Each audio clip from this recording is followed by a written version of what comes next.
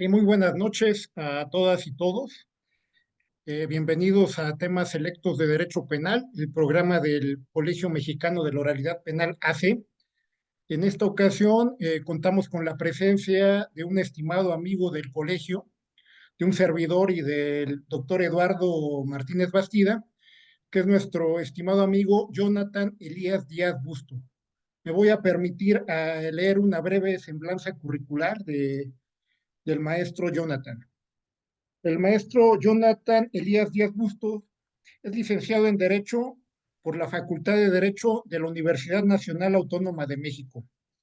Es especialista en Derecho Penal por la propia Universidad Nacional Autónoma de México en la División de Estudios de Posgrado de la Facultad de Derecho, maestro en Juicio Oral y Proceso Penal Acusatorio por el Instituto Nacional de Ciencias Penales, el INACIPE. En el ámbito profesional se ha desempeñado como abogado postulante en materia penal, con 8 años de experiencia en el ejercicio de la profesión, 3 de ellos en la Procuración de Justicia Federal y los 5 restantes en el ámbito privado, con la oportunidad de haber litigado en 9 distintos estados de la República Mexicana, como son Ciudad de México, Puebla, Tlaxcala, Veracruz, Quintana Roo, Querétaro, Hidalgo, Aguascalientes y Zacatecas. El maestro Jonathan nos va a exponer esta noche el tema de la tentativa en el derecho penal. Bienvenido, maestro Jonathan, está en su casa. Muchísimas gracias, maestro Víctor. De nueva cuenta, le agradezco de sobremanera la invitación que me hacen a platicar de estos temas selectos de derecho penal. De nueva cuenta, aquí en el Colegio Mexicano de la Oralidad Penal, estoy muy agradecido con usted y con el doctor Eduardo Martínez Bastida de haberme invitado, de seguir confiando en nosotros, de que poder explicar un poco sobre estos temas tan relevantes del derecho penal. De verdad, se los agradezco muchísimo. Y pues bueno, como bien lo establece el maestro Víctor, hoy vamos a hablar sobre la tentativa en el derecho penal. Solo quisiera saber si se escucha bien mi audio, maestro. Perfectamente, maestro Jonathan. Perfecto. Vamos a dar inicio con el tema de la tentativa en el derecho penal, un tema bastante relevante, yo creo que en el sistema y en la doctrina, ¿no?, de derecho penal, que a lo largo de los tiempos se ha venido hablando, ¿no?, de sobre qué es la tentativa y las formas imperfectas de realización, ¿no?, que son bastante importantes, me parece que en la doctrina. Así que, si me permito, voy a compartir pantalla, no sé si tenga la autorización, maestro, para poder Adelante, hablar. maestro, adelante.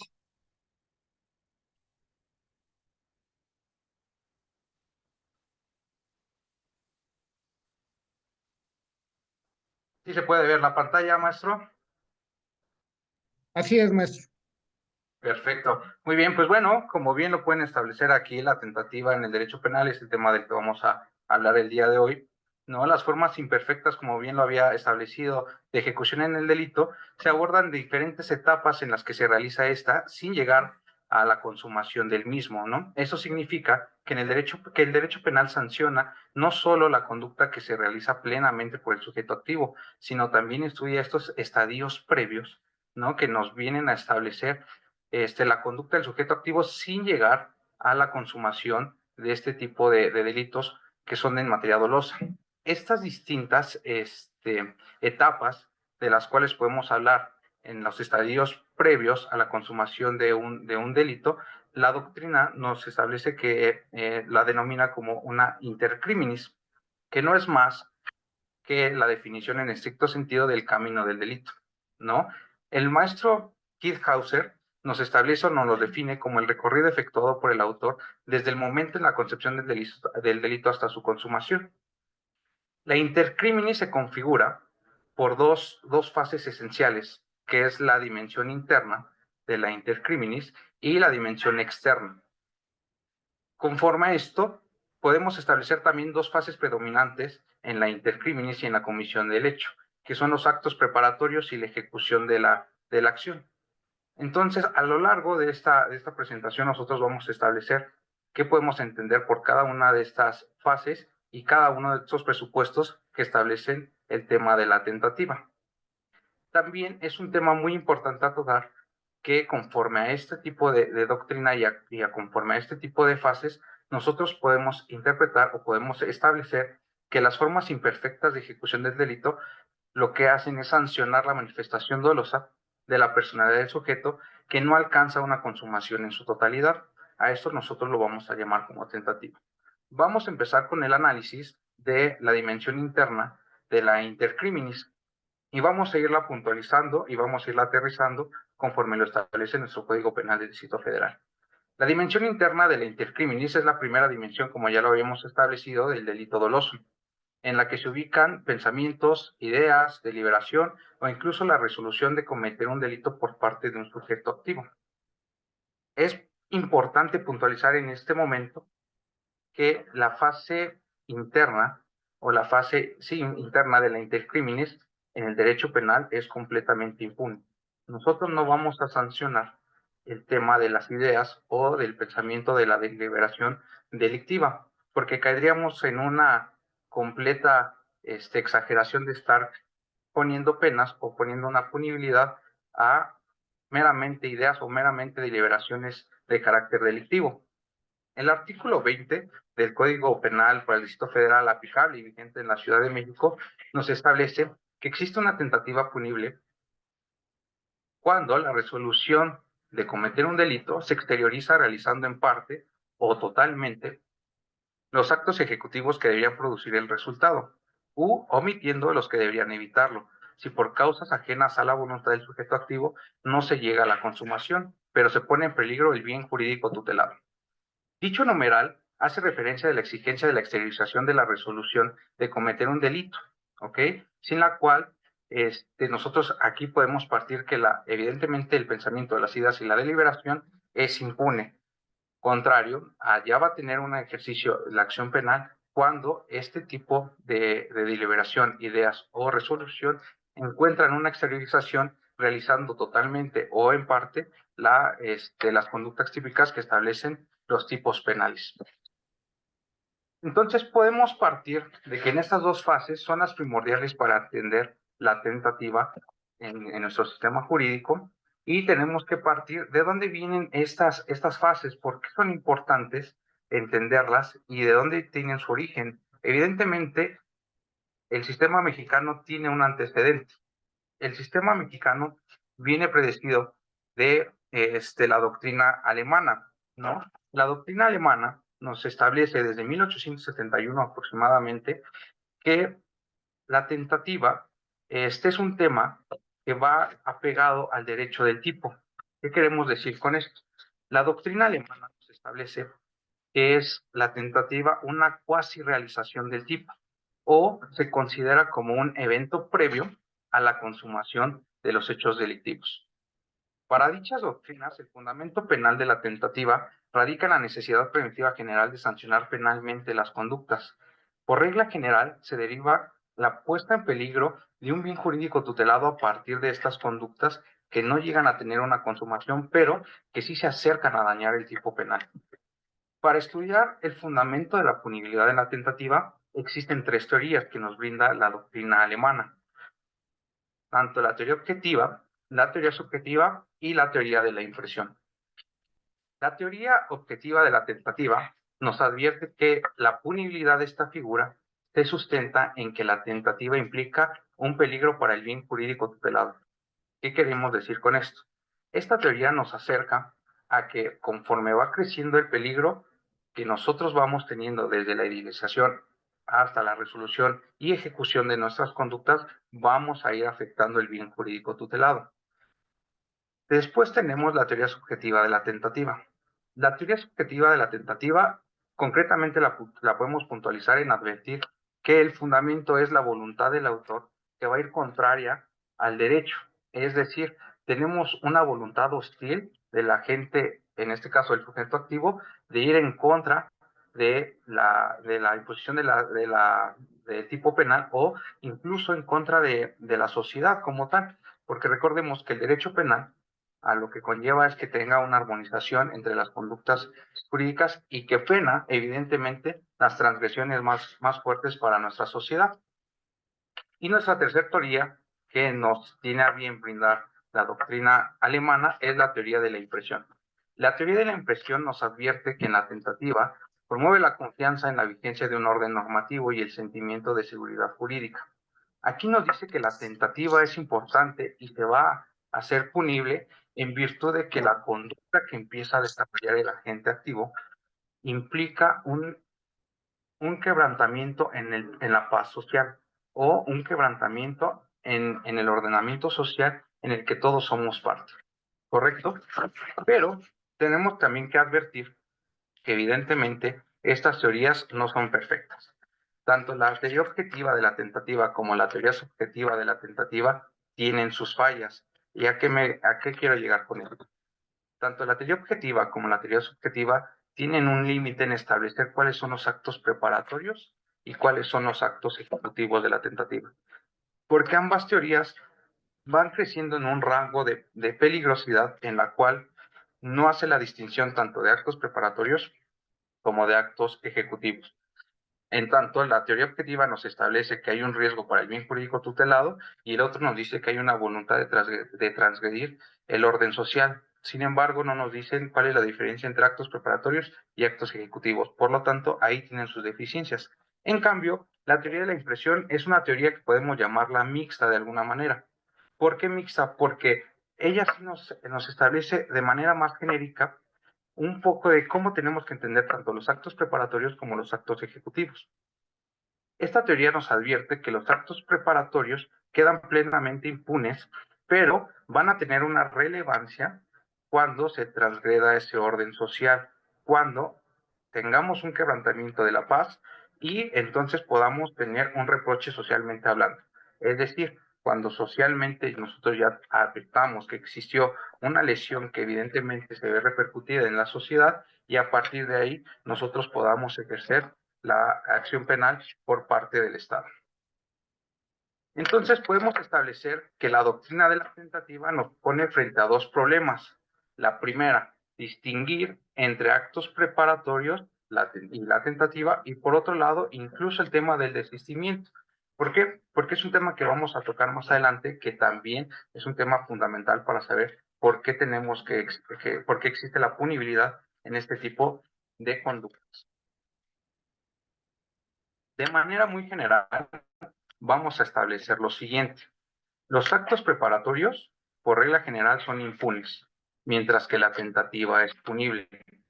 Esto se deriva a partir de la teoría de la impresión. Y como segundo punto, que vamos a llegar más adelante a esto, establecemos que el desistimiento voluntario lleva a la impunidad, mientras que el involuntario deja subsistente la pena de la tentativa en toda su plenitud.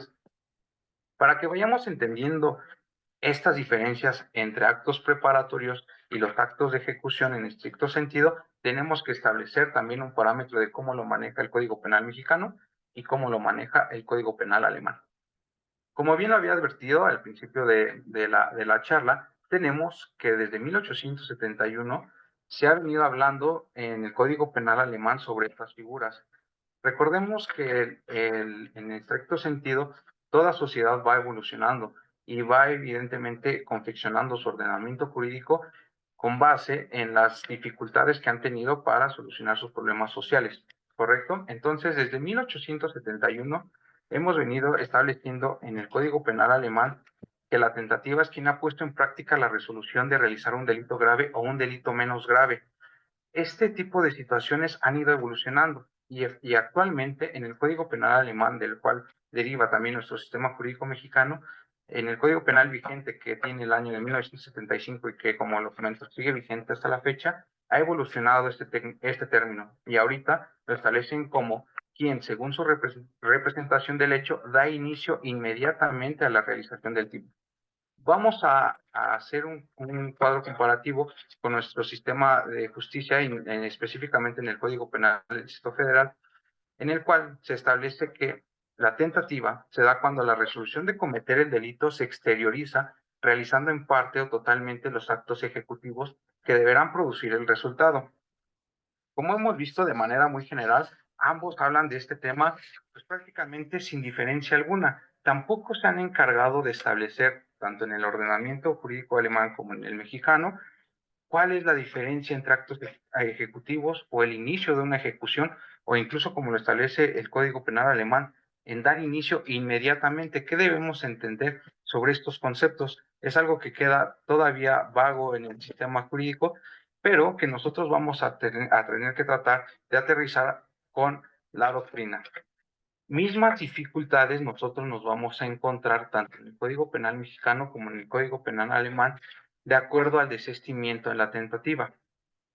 En el Código Penal alemán se habla del desistimiento de la tentativa como No, voluntariamente la bueno, ajá, se me renuncia. hubiera quedado cuando como decía, ¿no? La tía.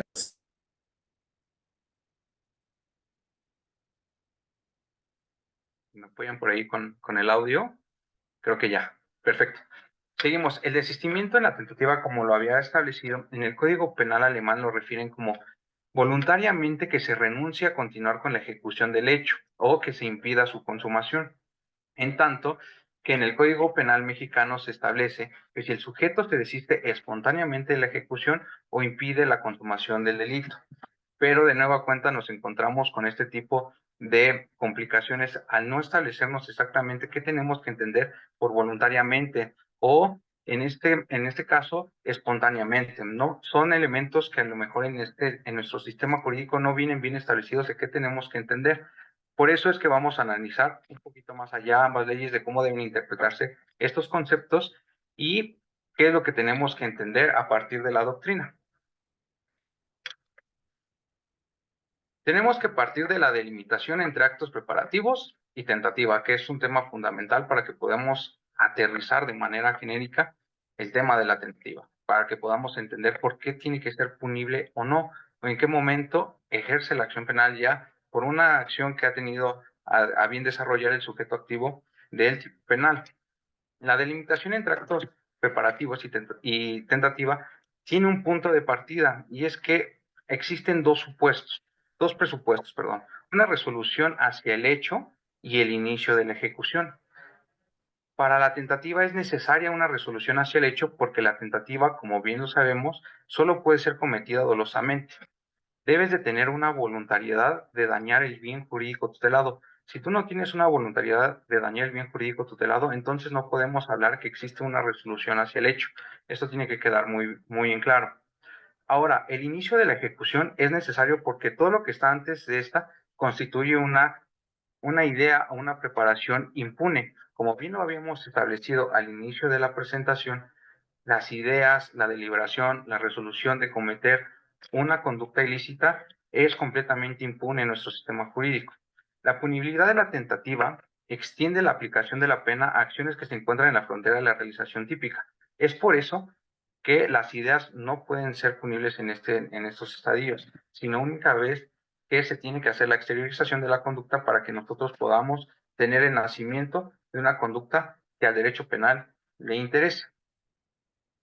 Si no tenemos estos puntos bien establecidos, entonces entraríamos en casos hipotéticos en donde el castigo por actos preparatorios nos llevaría a un ámbito sin límite. Podríamos estar reprimiendo conductas internas que serían sí reprobables en el ámbito natural o en el ámbito ético, pero que no tienen una materialización en el mundo fáctico. Perfecto, entonces vamos a estudiar a qué nos referimos entonces con la resolución hacia el hecho. La resolución hacia el hecho parte de tres puntos fundamentales, como lo pueden ver en la pantalla. Pero lo más esencial de este tema o de este presupuesto es que tiene intrínseco el dolo en la resolución de un hecho. Como bien lo habíamos establecido, en la tentativa no puede caber en los delitos de carácter culposo. ¿Por qué?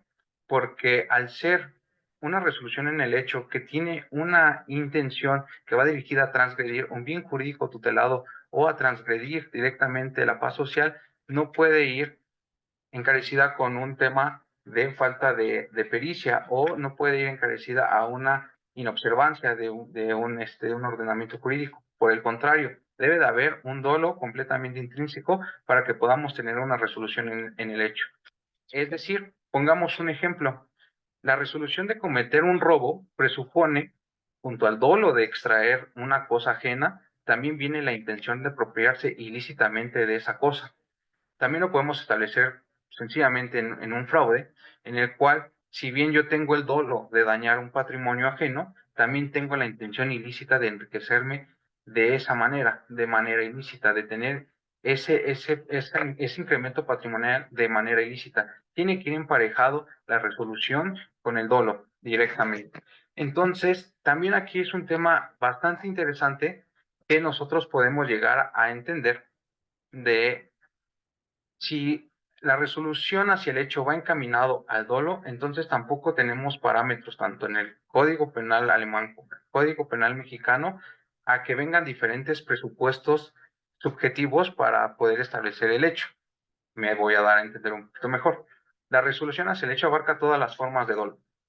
Algunos autores incluso se han basado en este tipo de paradigmas para discutir si existe la tentativa con dolo eventual, lo cual a mi punto de vista, sí puede ser susceptible. ¿Por qué? Porque no tenemos no tenemos diferentes presupuestos subjetivos para encuadrar el dolo. Entonces, la tentativa puede caber perfectamente tanto en un dolo directo como en un dolo eventual. Entonces, aquí quiero detenerme un poco porque ni el derecho penal, como bien lo acabo de establecer, reconoce la tentativa y la consumación con diferentes presupuestos jurídicos subjetivos, como tampoco lo hace el sistema jurídico mexicano. Entonces, como bien lo podemos establecer, y aquí me permito dar un ejemplo del mismo, la resolución hacia el hecho, como puede caber en un dolo eventual, como puede caber en un dolo directo. Y voy a poner un ejemplo. Imaginemos que se está cometiendo un delito de violación en el cual el sujeto activo está imponiendo la cópula sin el consentimiento del sujeto pasivo, pero este mismo sujeto pasivo está teniendo una resistencia a que se cometa este acto jurídico. Entonces, el sujeto activo lo que hace es poner sus manos alrededor del cuello para empezar a estrangular, no porque tenga la intención directa de privar de la vida a la víctima, sino para disminuir la resistencia y pueda llevar a cabo su fin inmediato, que es imponer la cúpula, que es ejercer este tema de violación. Pero nosotros no podemos dividir el hecho de que, sabes que mi intención no es privarla de la vida, sino únicamente es disminuir su resistencia para poder llevar a cabo mi acto ilícito. No podemos nosotros partir y dividir estos presupuestos subjetivos, por lo cual perfectamente podría caber un homicidio en grado de tentativa porque los elementos que se están dando y la resolución hacia el hecho no puede ser dividido. Nosotros no podemos dejar impune a una persona que para disminuir este tipo de resistencia pueda caber únicamente la violación y no pueda caber el tema del homicidio en grado de tentativa, porque evidentemente los actos se están dando conforme a un presupuesto subjetivo, tiene una intención y la está llevando a cabo. Entonces, perfectamente podemos hablar que sí puede existir el dolo, incluso, digo, la tentativa en delitos que se cometen con un dolo eventual. Tenemos que partir entonces que la resolución hacia el hecho tiene que ser de carácter incondicional. Si la voluntad del autor para cometer un delito depende de condiciones, entonces todavía no existe una resolución en el hecho. Tiene que ser incondicional y tiene que ser directamente dirigida a un fin. No puede estar dividido en diferentes condiciones o no puede estar directamente establecido a una conducta establecida hacia un fin, pero también la puede estar dividiendo categóricamente en otro tipo de supuestos. Como bien acabamos de explicar, una resolución hacia el hecho tiene que ser de carácter incondicional. Sin embargo, tenemos que establecer que cuando el autor tiene dudas sobre si va a consumar el hecho, se está sometiendo a una evaluación en los casos particulares y esto ya nos lleva a bastantes problemas y nosotros podríamos establecer directamente que entonces no podríamos establecer la tentativa en otro tipo de delitos, como bien lo acabo de decir, de carácter culposo. Únicamente tiene que ser de carácter doloso. Lo que nos lleva a nuestros siguientes temas. Hablar de tentativa inacabada, tentativa acabada y empezar a diferenciar entre una y otra. Una vez que hemos establecido cuáles son los presupuestos que debe tener la tentativa, como son la resolución en el hecho y que evidentemente tengan un inicio del tema de la ejecución, nosotros podemos partir sobre los diferentes tipos de tentativa que puede, advertir nuestro sistema jurídico mexicano y que vienen también precedidos directamente de de la doctrina jurídica alemana. En este caso, nosotros tenemos que hablar tanto de tentativa inacabada como de tentativa acabada. Vamos a establecer primero qué es la tentativa inacabada.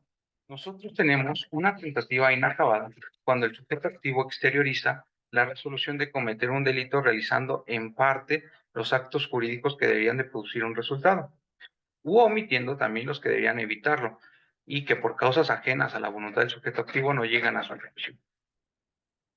Podemos diferenciar entonces que una tentativa inacabada con la tentativa acabada parte de la exteriorización de cometer el delito, pero en parte con los actos ejecutivos o en su totalidad. Entonces, así podemos definir que la tentativa acabada se da cuando el sujeto activo exterioriza la resolución de cometer un delito, realizando todos, sin excepción, los actos ejecutivos que deberían de producir el resultado, u omitiendo también los que deberían evitarlo, y que por causas ajenas a la voluntad del sujeto no se llevaron a cabo. Aquí también me voy a permitir poner un ejemplo para poder aterrizar para aterrizar de mejor manera estas figuras.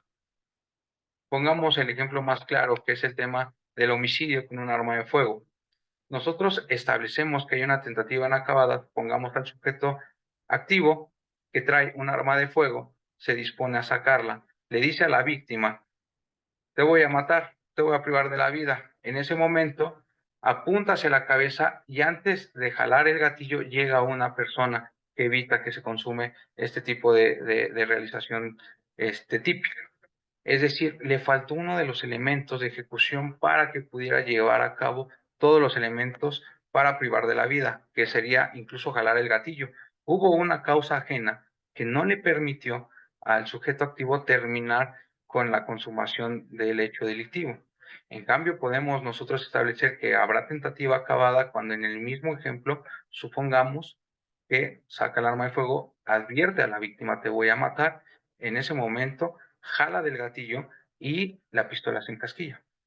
Entonces ahí él realizó todos los elementos ejecutivos para llevar a cabo el hecho típico. Sin embargo, por una causa ajena, que en este caso fue que se encasquilló la pistola, pues no pudo llevar a cabo la consumación total del hecho delictivo. Y es por eso que aquí podemos encuadrar todos los elementos que hemos venido estableciendo en esta plática sobre una resolución en el hecho, el inicio de la ejecución, y que por una causa ajena no se han llevado con la finalidad o no se han llevado a consumir todos los elementos para producir el hecho típico. Sin embargo, sí existe un quebrantamiento en la paz social y por lo tanto al derecho penal le importa esta conducta. Por lo tanto, sí es susceptible de que sea sancionada y sí puede existir aquí la punibilidad de esta conducta. Es momento también de hablar de una tentativa que muchos lo podrán conocer incluso como la tentativa imposible o el delito imposible, también conocida en la doctrina como una tentativa inidónea.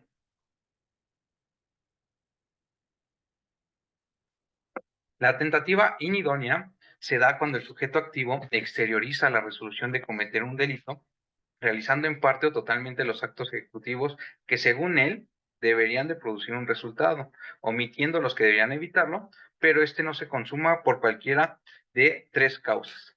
Aquí, para que nosotros podamos establecer una diferencia entre una tentativa inacabada y una tentativa inidónea o un delito imposible, nosotros tenemos tres parámetros.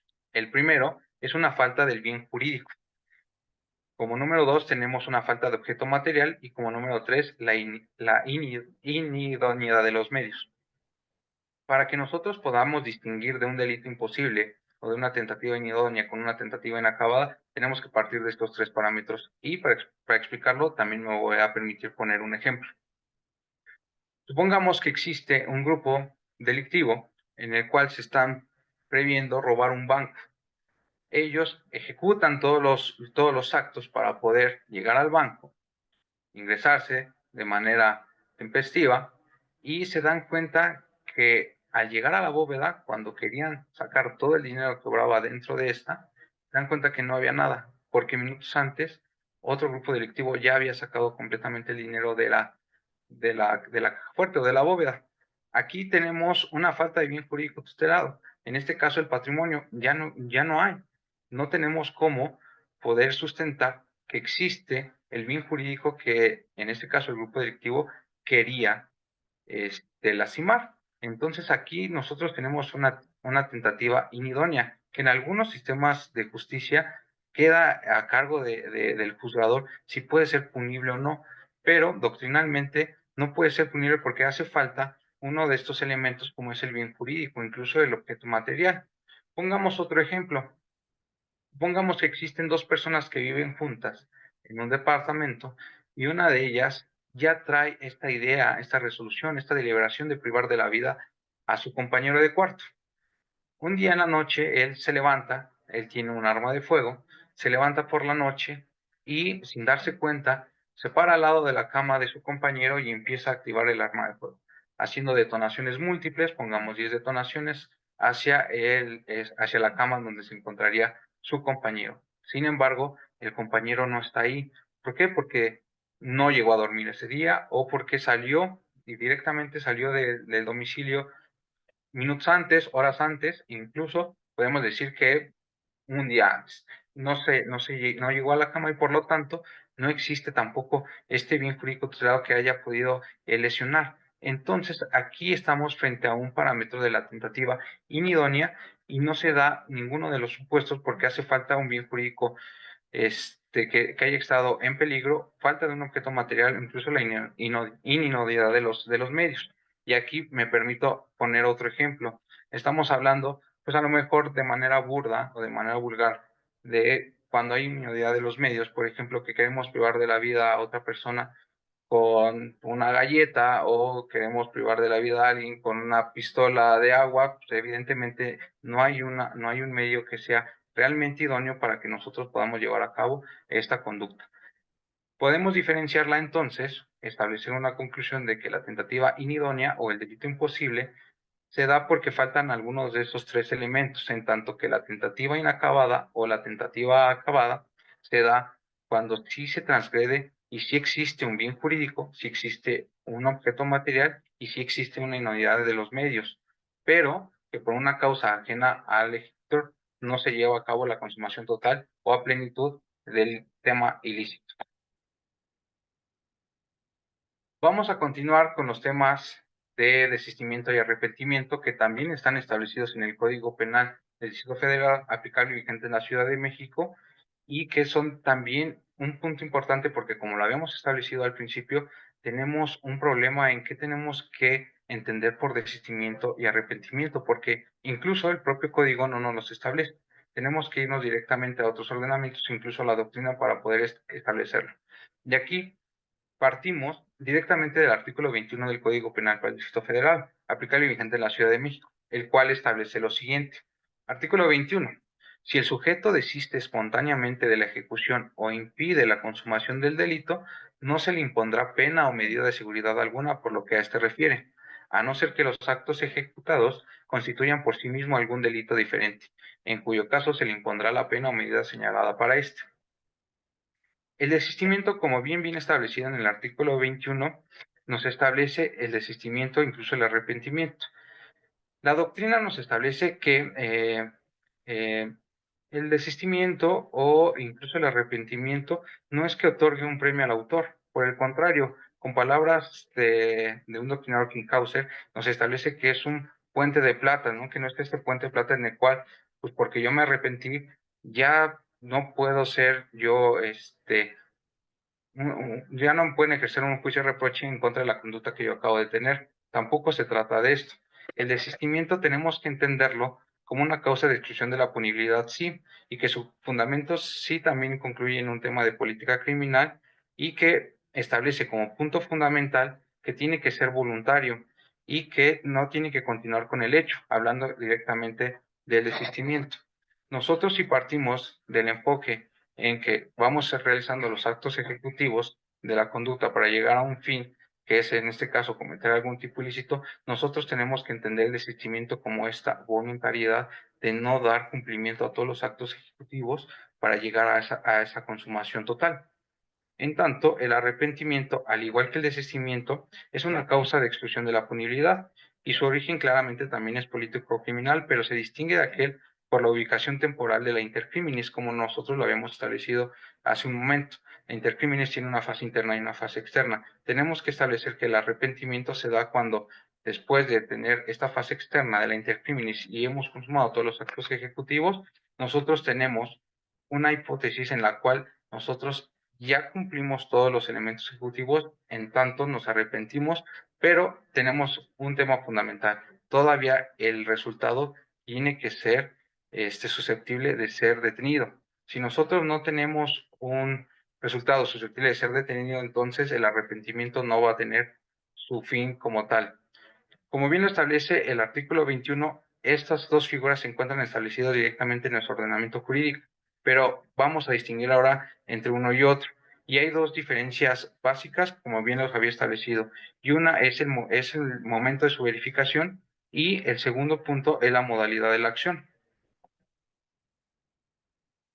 Aquí podemos establecer directamente que el momento de la verificación del arrepentimiento solo puede actualizarse una vez que el sujeto ha realizado todos los actos ejecutivos que debían producir el resultado, como bien lo habíamos establecido, pero antes de la consumación del delito. Esto significa que el arrepentimiento, a diferencia del desistimiento, es que este se identifica o se ubica en la esfera de la tentativa. El arrepentimiento se encuentra una vez que éste ha concluido y, como bien lo hemos establecido, todavía es susceptible de impedir el resultado. El desistimiento y el arrepentimiento coinciden en la exclusión de la punibilidad, sí, pero en el caso segundo tenemos que establecer efectivamente que se ha impedido el tema de la consumación del hecho delictivo y entonces nosotros sí podemos establecer que no surtirá ningún efecto. No obstante, la sanción que es merecidamente que se le puede hacer en este caso al sujeto activo tiene que incurrir en el, como ya lo habíamos establecido, en el impedir completamente el resultado de este tipo de situaciones. Si no impide el arrepentimiento, el resultado al cual se ha llegado por este tema ilícito, entonces nosotros no podemos hablar directamente que va a excluir la punibilidad del hecho delictivo. ¿Qué pasa ahora? Establezcamos cuando el desistimiento o el arrepentimiento, pues evidentemente no llegan a un fin, ¿no? En este caso, ninguna de las dos puede establecer un frustramiento de la conducta típica. Pues bueno, el fundamento para que dicha atenuación no sea completamente punible nos las da el artículo 72 del Código Penal del Distrito Federal en su fracción octava, el cual establece lo siguiente. Artículo 72, fracción octava. Las circunstancias del activo y pasivo antes y durante la comisión del delito que sean relevantes para individualizar la sanción, incluidos en su caso los datos de violencia, la relación de desigualdad o de abuso de poder entre el agresor y la víctima vinculada directamente con el hecho delictivo, así como el comportamiento posterior del acusado con relación al delito cometido.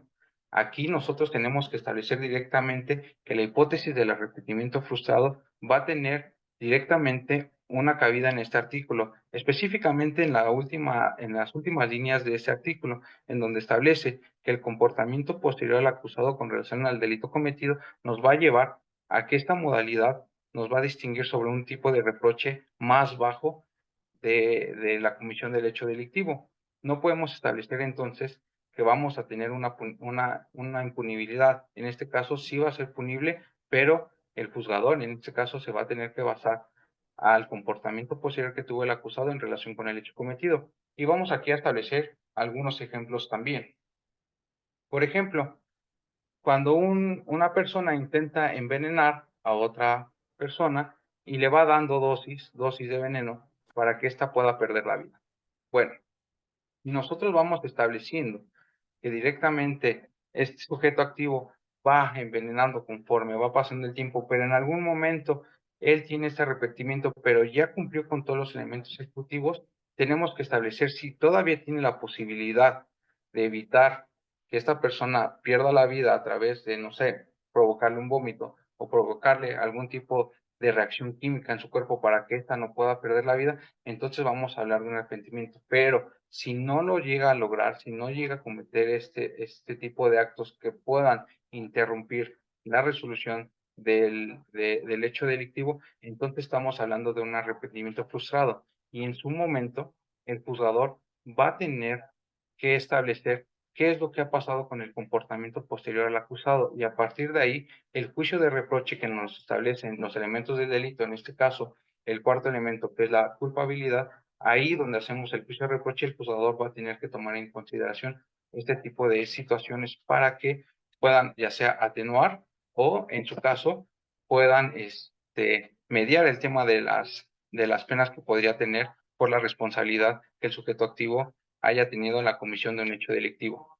Y bastante importante, vamos a tocar el tema también sobre la penalidad de los delitos de tentativa. En este caso, el artículo 78 nos establece cuáles son la punibilidad de los delitos de tentativa. Y esto nos establece que en los temas de tentativa vamos a tener que se va a aplicar 1/3 de la pena mínima que se pueda establecer en el hecho delictivo, que en este caso hayas tú cometido, se va a establecer como mínima 1/3 y como máximo 2/3 partes de la pena del hecho delictivo que tú hayas cometido. Es decir, si tenemos esta distinción entre una conducta plenamente consumada por el sujeto activo y tenemos también cómo establecer los parámetros para que se pueda castigar de menor manera o hacer un juicio de reproche de menor manera cuando estamos hablando de que no se llevó a cabo una consumación plena del hecho delictivo. Por el contrario, únicamente hubo una conducta en la cual se fue exteriorizando con el intercrímenes en la fase externa y que al momento de realizar todos los elementos de ejecución no se llegó a la consumación del mismo, ya sea por causas ajenas o por una causa externa que haya impedido la consumación de los mismos. Me parece que el tema de la tentativa, como bien lo podemos establecer, nos da para muchísimos temas más y que incluso son importantes a la hora ya de aplicarse en el sistema jurídico, incluso en la práctica, ¿no? Porque es un tema muy relevante en cómo se trata también la tentativa, hablando de, por ejemplo, el sistema de justicia penal para adultos, también cómo se trata el tema de la tentativa para el tema, por ejemplo, de adolescentes. El juicio de reproche es completamente diferente cuando se dan este tipo de fases y este tipo de exteriorización de conductas, porque tenemos que tomar en parámetro que evidentemente la conciencia o la resolución en el hecho, como bien lo habíamos establecido, que trae un dolo, que trae una intención, una idealización de la resolución de un comportamiento ilícito, nos da para poder jugar un poco con estos parámetros de cómo se le va a hacer un juicio de reproche a una persona adulta y cómo se le va a dar un juicio de reproche a una persona menor de edad, en este caso a un adolescente, ¿no? Por ejemplo, el artículo 145 del código, digo, el artículo 145 de la ley de adolescentes, niños y adolescentes nos establece que no se le va a poner una medida de internamiento a los niños adolescentes que cometan un delito en grado de tentativa, lo que cambia completamente en este caso, como bien lo vemos establecido en el Código Penal para el Distrito Federal, en cómo se aplica directamente en los casos en los que un adulto comete un delito en grado de tentativa. Bien podemos hacer estas distinciones porque en tanto los delitos en grado de tentativa no van a tener una, una sanción privativa o una medida de internamiento como se maneja en la ley, aquí sí pueden ser directamente penados, incluso sí pueden tener una pena privativa de libertad en los casos en los que se puedan dar este tipo de hipótesis. Entonces, este tipo de asuntos nos da a pie a muchísimos de muchísimos tipos de análisis, los cuales creo que nos dan también para tener un poco más del panorama de cómo se está dando el tema de la tentativa y que evidentemente no, lo hemos estado viendo a lo largo de estas nuevas modalidades en las cuales nos encontramos, de las redes sociales en las cuales ya todos estamos comunicando, todos estamos dando nuestra opinión, si son delitos en grado de tentativa, si tienen que ser punibles, si no tienen que ser punibles, si tienen que hacer un juicio de reproche más amplio o menos amplio, se van dando conforme a también lo que establece la doctrina, porque tenemos que entender que tanto el derecho penal alemán como el derecho jurídico mexicano establecen diferentes paradigmas y no es tan sencillo acreditar, como lo hemos visto, un tema de tentativa, porque no nos dan los parámetros tanto el Código Penal para el Distrito Federal, el Código Penal Federal tampoco nos los da, como tampoco nos los da en muchos casos la doctrina. Son temas bastante técnicos en los cuales nosotros nos tenemos que basar para poder identificar una resolución del hecho, otra, actos preparatorios y tercero, incluso, cuando se da el inicio de la ejecución de los actos que llevan tendientes a la consumación de un hecho delictivo, ¿no? Entonces, estos son temas bastante interesantes y que no se tendrían que dejar tan a la ligera al momento en que nosotros tenemos que estar hablando, o en este caso que tenemos que estar comentando a lo largo de nuestro nuevo sistema, ¿no?, que estamos teniendo, incluso en nuevo paradigma de redes sociales en los cuales todos somos conocedores del derecho. No sé si hasta aquí tengan alguna duda, alguna pregunta. Maestro, la licenciada Elizabeth Guzmán pregunta en el chat que si en su opinión, en el caso de Fofo Márquez era tentativa de feminicidio. Elizabeth, en primer lugar, un gusto saludarte, querida amiga. Tenemos que partir de un tema político criminal aquí muy interesante. Teníamos una presión mediática en el tema de Fofo Márquez, en el cual nos alejamos, yo siento que mucho de un tema doctrinal y de un tema de análisis, incluso de teoría del delito, en el cual ya influían muchísimas cosas más, la presión mediática, la presión social, incluso hasta la propia imagen que tenía esta persona, Rodolfo Márquez, ¿no? Pero bajo los parámetros que nosotros poco sin conocer a fondo qué sucedió y cómo fue la teoría del caso que planteó la Fiscalía del Estado de México, bajo los parámetros que acabamos de estudiar, para mí no era un feminicidio en grado de tentativa, eran unas lesiones calificadas. Sí, el licenciado Rubén Mendoza alzó la mano. Adelante, Rubén. Muchas gracias, Víctor. Maestro, muy buena ponencia. Te felicito. Excelente clase. Mi pregunta va relacionada, maestro, en relación al hecho de la tentativa en delitos de prisión preventiva oficiosa. Y obviamente, pues va en relacionado con que se ha dejado de inaplicar, ¿verdad?, la inconvencionalidad de la prisión preventiva oficiosa. Muchas gracias. Sí, es correcto. Aquí también es un tema bastante interesante porque incluso existe una jurisprudencia que establece que no podemos nosotros emparejar el tema de la tentativa con un delito plenamente consumado por el sujeto activo. Entonces, nosotros al momento de aplicar el tema de la prisión preventiva oficiosa, emparejando el tema de la tentativa con los delitos consumados, estaríamos violentando una exacta aplicación de la ley penal, porque incluso el juicio de reproche tiene que ser completamente diferente de un delito consumado a un delito en grado de tentativa. Entonces creo que nos hemos estado también desvirtuando en el tema de aplicar prisión preventiva oficiosa por un delito en grado de tentativa de los delitos que se encuentran establecidos en el catálogo del artículo 19 constitucional. Entonces ahí directamente estamos violentando incluso la exacta aplicación de la ley penal y nos estamos alejando de los parámetros que establece la propia doctrina sobre la tentativa.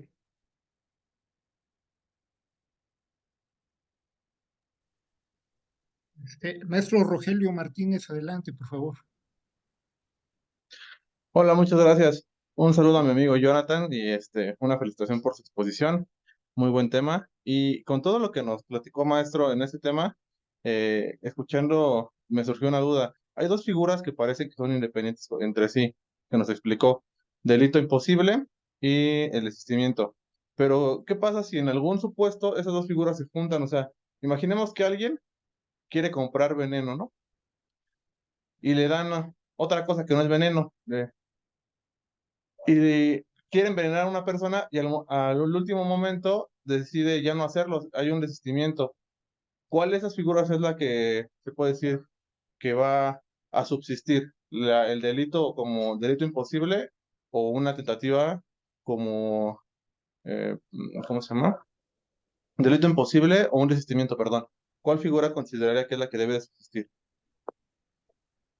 Mi querido amigo, también saludarte, muchísimas gracias por estar aquí, sabes que es un gusto siempre escucharte.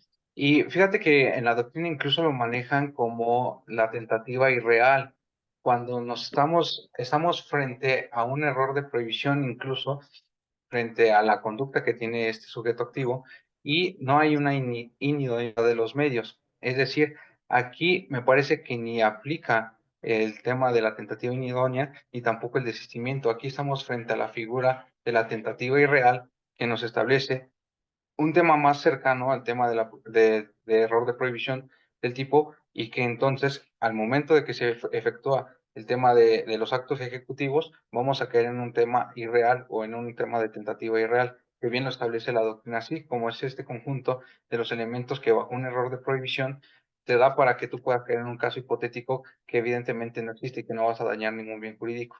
Si no mal recuerdo, te digo, la figura es tentativa irreal, que lo manejan algunos doctrinarios, y que por ahí sería la respuesta, pero para mí no se da en este caso ni la tentativa inidónea, ni tampoco el desistimiento. Muchas gracias, amigo. Licenciado Vicente González, adelante, por favor. Buenas noches, maestro. Buenas Buenas noches. Sí. Mire, tengo una inquietud, una duda. En las tentativas, el elemento subjetivo prevalece, pues, desde el inicio de la conducta o antes de exteriorizar la conducta, el sujeto activo tiene ese fin, esa finalidad, por ejemplo, un homicidio. Y entonces la pregunta va dirigida: ¿cómo se deben establecer esos hechos en la acusación? Hablando de un juicio, esos hechos se deben de establecer en la acusación, que serían las proposiciones fácticas que colman a su vez, que con la prueba se reconstruyen esas proposiciones fácticas y a su vez colman elementos del tipo. En este caso específico, el elemento dolo.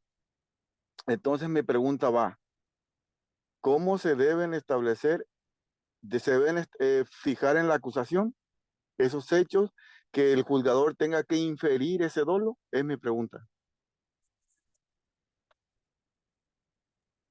Sí, Vicente, muchísimas gracias. Como bien lo hemos establecido, el tema del dolo va emparejado directamente desde la resolución de un hecho.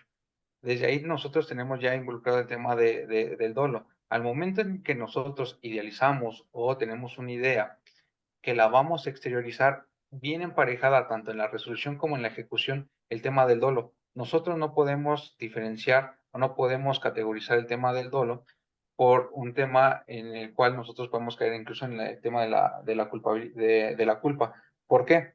Porque van emparejados tanto el elemento de la resolución con el hecho como la ejecución. Ahí viene intrínseco completamente el dolo. Nosotros no podemos inferir que una persona no tiene la intención de cometer cierto tipo de delito nada más porque lo pueda decir a lo mejor en una entrevista, sino por el contrario, ya viene emparejado tanto la resolución como la ejecución. Por lo tanto, el dolo va inmerso. Ahora, al momento de establecerlo en una acusación o incluso en el juicio, el tipo penal te lo va a establecer, y a partir de incluso el desahogo de la prueba, nos vamos a establecer cómo vamos a ir cayendo en el dolo.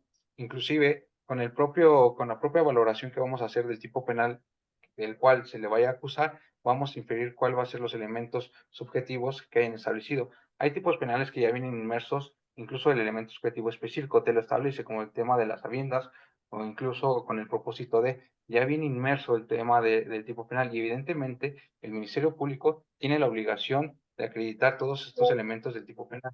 Por lo tanto, ya viene emparejado tanto la resolución con la ejecución, y al momento de establecerlo en una acusación o en un juicio, se van a desprender estos elementos conforme se vayan desahogando las pruebas tanto de los elementos objetivos como de los elementos subjetivos, incluso si existen elementos normativos del tipo penal, pero se van a ir emparejando en ese sentido.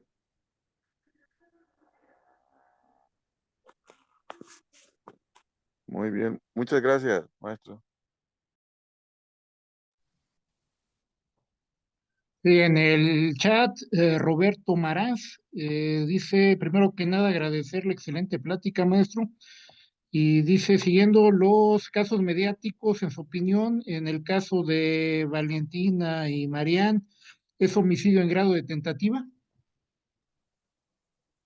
El caso de Marianne, también es un tema bastante interesante, porque ahí estamos hablando también de un tema de adolescentes, si no mal recuerdo, que es un tema que incluso habíamos platicado ahorita antes de que terminara la ponencia, en que es un tema diferente cómo se maneja en adolescentes a cómo se maneja incluso en el sistema de adultos. En este caso, si bien nos vamos doctrinalmente incluso a analizar todos los elementos del tipo, podemos establecer que existe un feminicidio en grado de tentativa, pero también tenemos que establecer que existen diferentes parámetros político-criminales en los cuales, si la Fiscalía de Adolescentes imputaba por el delito de feminicidio en grado de tentativa, como bien lo habíamos comentado, el artículo 145 nos establece que no habrá una medida de internamiento.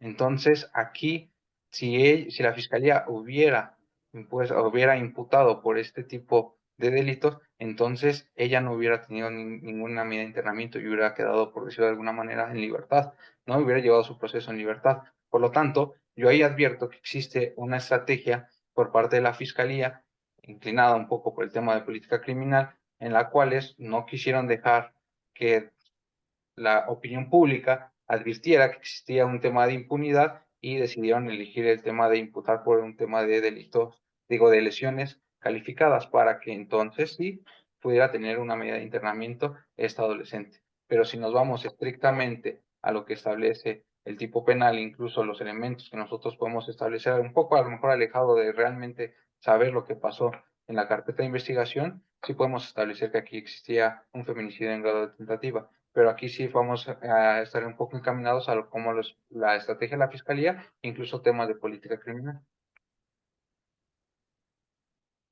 Hay un comentario, creo que usted ya lo respondió, pero lo volvemos a reiterar, que si en su opinión es posible que se actualice una tentativa respecto de un delito cometido con dolo eventual.